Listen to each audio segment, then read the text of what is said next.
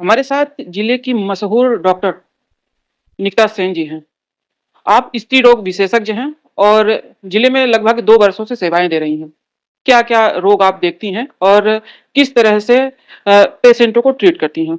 देखिए जो गर्भवती महिलाएँ हैं, जैसे ही उनको पता चले कि उनको 1 डेढ़ महीने का गर्भ है, तो उनको सबसे पहले अपनी जाँच डेढ़ महीने से 2 महीने के आस-पास में करानी चाहिए, जिसमें उनकी सोनोग्राफ़ी होती है और बेसिक खून-पेशाब की जाँचें होती हैं।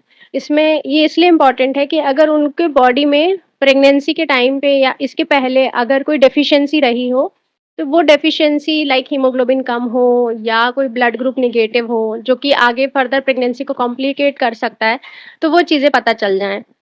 उसमें एक डेटिंग स्कैन होता है जो 7 टू 8 वीक के अराउंड करना होता है। बहुत सारी माताएँ-बहनें होती हैं जो अपना मासिक नहीं बता पाती, तो उसमें एक डेट निकल के आती है जो एकदम एक्यूरेट डेट होती है। जिस डेट पे प्रेगनेंसी में अपन ये कह सकते हैं कि हाँ, इस डेट के अंदर इनकी डिलीवरी हो जानी चाहिए। फिर उनको सेकंड विज़िट होनी चाहिए अराउंड 3 एंड हाफ मंथ जिसमें उनका एक एनटी-एनबी स्कैन होता है, जिसको नेज़ल ट्रांसल्यूसेंसी और नेज़ल बोन स्कैन कहते हैं। उसमें इम्पोर्टेंट है कि बच्चे में कोई डिफेक्ट तो नहीं पैदा हो रहा। कई-कई बार बच्चों का होता है कि नोज़ एब्सेंट रहती है, न्यूकल ट्रांसलूसेंसी बच्चों की बढ़ी रहती है। तो ये जाँच उसके लिए इम्पोर्टेंट है। बहुत सारे सिंड्रोमिक बेबी होते हैं, जो जन्म से ही आनुवांशिक रूप से विकलांग होते हैं या मानसिक डेवलपमेंट नहीं हुआ होता। तो उसके लिए एक एनटी-एनबी स्कैन कराना ज़रूरी होता है। फिर उसके बाद पेशेंट्स को 5वें महीने के अराउंड 20-24 वीक के अंदर एक टारगेट स्कैन कराना चाहिए। टारगेट स्कैन जैसा कि नाम बताता है टारगेटेड अप्रोच है, जिसमें बच्चे का हर एक अंग जो छोटे अंग होते हैं लाइक आँख, नाक, कान, मुँह, उँगलियाँ, हाथ, पैर ये सारे देखे जाते हैं और उनमें कोई विकृति तो नहीं है वो देखी जाती है। उसके बाद पेशेंट को 7-8 मंथ के अराउंड एक विज़िट लेना चाहिए और फिर एक 9 मंथ में पेशेंट को एक डॉपलर कराना चाहिए। ये देखने के लिए कि जो रक्त की कोशिकाएँ हैं जो गर्भ तक रक्त पहुँचा रही हैं, खून पहुँचा रही हैं, वो प्रॉपरली पहुँचा पा रही हैं कि नहीं। ये सारी चीज़ें तो उनके विज़िट की हैं। पेशेंट को अपने लेवल पे क्या करना चाहिए, पेशेंट को हेल्दी खाना खाना चाहिए, जंक ईटिंग बिल्कुल नहीं करना चाहिए। कभी मन है, कभी कुछ बाहर का खा लिया वो एक अलग बात है, पर रूटीन अपने खाने में सम्मिलित ना करें चीज़ों को। नॉर्मल जो घर का आहार अपन लेते हैं वही लें। फल वगैरह ऐड करें डाइट में, दाल ज़्यादा से ज़्यादा सेवन करें। इसके अलावा पेशेंट्स को जैसे शुरू के 3 महीने में दिक्कतें होती हैं कि उनको उल्टियों का ही ज़्यादा आती है, तो एकदम से फुल पेट, फुल स्टमक जिसको कहते हैं, पेट भर के ना पानी पिएँ, ना खाना खाएँ। मल्टीपल डिवाइडेड मील्स में खाना खाएँ और मॉर्निंग में हमेशा ड्राई कुछ रखें अपने पास लाइक बिस्किट या टोस्ट, जिससे उनको अर्ली जो सेंसेशन होता है मॉर्निंग सिकनेस का वो नहीं होता। इसके अलावा पेशेंट्स को व्हाइट डिस्चार्ज की कंप्लेंट काफ़ी रहती है, प्रेगनेंसी में भी और अदरवाइज़ भी। तो अगर प्रेगनेंसी में है, लास्ट ट्राइमेस्टर में है, कोई भी फाउल डिस्चार्ज नहीं है, कोई भी इचिंग नहीं है, तो वो नॉर्मल है। प्रोजेस्टेरॉन के इफ़ेक्ट की वजह से होती है। अगर उसमें कलर चेंज है, डिस्चार्ज से फाउल स्मेल आ रहा है या इचिंग हो रही है या कोई बर्निंग सेंसेशन है, तो पेशेंट को अपने गायनेकोलॉजिस्ट को एक बार दिखाना चाहिए। हाँ, इसके अलावा पेशेंट्स को ध्यान ये रखना चाहिए कि पेशेंट्स को अपनी एएनसी पीरियड में वज़न ज़रूर करवाते रहना चाहिए, क्योंकि यदि बच्चे का वज़न नहीं बढ़ेगा, तो माँ का भी वज़न नहीं बढ़ेगा। वो ट्रैकिंग होती है माँ के वज़न की और उसी से एक ग्रोथ ट्रैकिंग होती है बच्चे की, जिससे माँ के वज़न से हिसाब से बच्चे का निकाला जाता है। अगर ओवरवेट जा रहा है, तो माँ को प्री एक्लेम्पशिया वगैरह के चांसेस हो सकते हैं। अंडरवेट जा रहा है, तो माँ को आईयूजीआर वगैरह के चांसेस हो सकते हैं। तो ये सारी जानकारियाँ मैं प्रसूतियों को देना चाहूँगी। बाँझपन की समस्या है महिलाओं में। बच्चों के लिए कहीं न कहीं वो दर-बदर भटकते हैं और तरह-तरह के प्रयोग भी करते हैं, लेकिन बच्चे ऐसे कंसीव नहीं हो पाते हैं। तो बाँझपन के मरीजों को अटेंड करने का क्या एक्सपीरियंस है आपका और कैसे देखती हैं उन्हें? पहले तो मैं ये बात करूँगी कि जो लोकल भ्रांतियाँ हैं कि बांझपन की समस्या नो डाउट आजकल लाइफ़स्टाइल मैंने बोला कि चेंजेज़ की वज़ह से काफ़ी बढ़ गई हैं। पहले इतना देखने में नहीं आता था। पर कुछ लोग का ऐसा है कि वो डॉक्टर से ना मिल कर के अपना घरेलू इलाज या अपने लोकल डॉक्टर को या कुछ कोई एक्स को दिखाते हैं या अपने घर में झाड़-फूँक करवाते हैं, बाबा एंड ऑल को दिखाते हैं, तो मेरा इन पे ज़्यादा बिलीव नहीं है।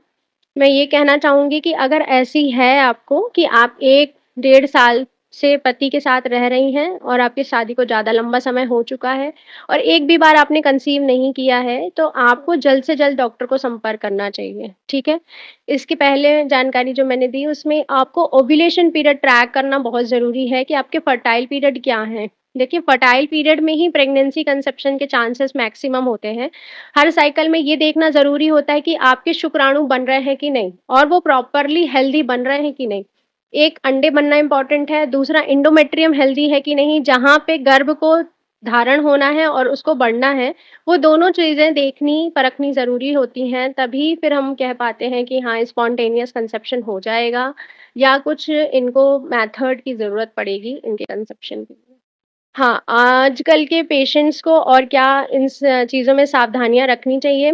मैं ये कहूँगी कि जो लोग कंसीव नहीं कर पा रहे हैं, उनको अपने लाइफ में स्ट्रेस देखना चाहिए कि कोई ऐसा कॉज़ तो नहीं है, कोई स्ट्रेस तो नहीं है, कोई लाइफ़स्टाइल चेंज तो नहीं है, बहुत ओवरवेट तो नहीं है वो, जिसकी वजह से लैक ऑफ एक्सरसाइज़ होता है, लैक ऑफ स्लीप होता है, जिसकी वजह से हम मेडिसिन तो करते हैं पर उनके उतने इफ़ेक्ट नहीं आते, पेशेंट कंसीव नहीं कर पाता। तो उस पेशेंट का पूरा गेट टुगेदर मतलब सब कुछ ही देखना पड़ता है, अलोंग विथ मेडिकेशन, लाइफ़स्टाइल उनको रिलेटेड सलाह भी दी जाती है कि उनको क्या करना चाहिए, कैसे करना चाहिए, किन-किन चीज़ों को अवॉइड करना चाहिए, ताकि उनको स्मूथली प्रेगनेंसी हो सके। कई जगह देखा गया है कि आपने कैंप भी लगाए, तो ग्रामीण क्षेत्रों में, तो वहाँ की महिलाओं से जब आप मिली, बातचीत की, उनको अटेंड किया उन पेशेंटों को, तो क्या उनके तरीके बदले हैं या वही पुराने समय के? देखिए सबसे पहले तो ग्रामीण इलाके में हमारा कैंप करने का उद्देश्य ये था कि हम चाह रहे थे कि एक अवेयरनेस हो क्योंकि देखिए महिला जो नारी होती है वो घर को सँभालती है, पर उनको सँभालने वाला कोई नहीं होता। यूजुअली वो अपने स्वास्थ्य का ध्यान नहीं रख पाते हैं। वो सबके स्वास्थ्य का ध्यान रखते हैं, सबकी डाइट और चीज़ों का ध्यान रखते हैं, पर उनका ध्यान कोई नहीं रखता। तो हमारा एक ये पहल थी और अभी भी जारी है कि हम उन तक पहुँचे, उनसे रिलेटेड जो जानकारियाँ हैं, जो बेसिक चीज़ें हैं, जो उनकी प्रॉब्लम्स हैं, उनको हम जिस लेवल तक हो सके उस लेवल तक मैनेज कर सकें और जो उनको बेसिक एक अवेयरनेस दे पाएँ कि उनको अपने डेली रूटीन में किन-किन चीज़ों को शामिल करना चाहिए, ताकि उनका शरीर स्वस्थ रहे और उनको ज़्यादा परेशानियाँ शो में बहुत सारे पेशेंट्स देखे हैं जैसे संजय गांधी में जब ऐसा आश्रम में काम किया तो वहाँ तो दिन के 100-100 पेशेंट 150 जब अपना पर्सनल क्लिनिक और रूरल बैकग्राउंड में काम किया तब भी दिन के लगभग 30-40 पेशेंट्स देखे हैं। मैक्सिमम ऑफ द पेशेंट्स में मैंने ये देखा है कि आजकल इनफर्टिलिटी बहुत ज़्यादा बढ़ गई है। ये समस्याएँ पहले नहीं थी लोगों को। पहले इतना स्ट्रेस लेवल भी नहीं था। फूड हैबिट जो चेंज हुई है, जो लाइफ़स्टाइल चेंजेज़ हुए हैं, उनको देख कर के ऐसा है कि जो बीमारियाँ पहले थीं वो इन्फेक्शियस बीमारियाँ होती थीं। आजकल जो बीमारियों का स्वरूप बदला है, वो लोगों के खान-पान और लाइफ़स्टाइल से ही बदला है। आपसे कोई पेशेंट परामर्श लेना चाह रहा हो? जी, हमारा क्लिनिक है गौरी क्लिनिक, समान पानी की टंकी प्रताप प्लाज़ा, नया बस स्टैंड के पास और हमारे नंबर्स हैं 9179439975 और इमरजेंसी नंबर्स भी हैं, जिन पे वो कॉन्टैक्ट करके हमें यहाँ आके मिल सकते हैं।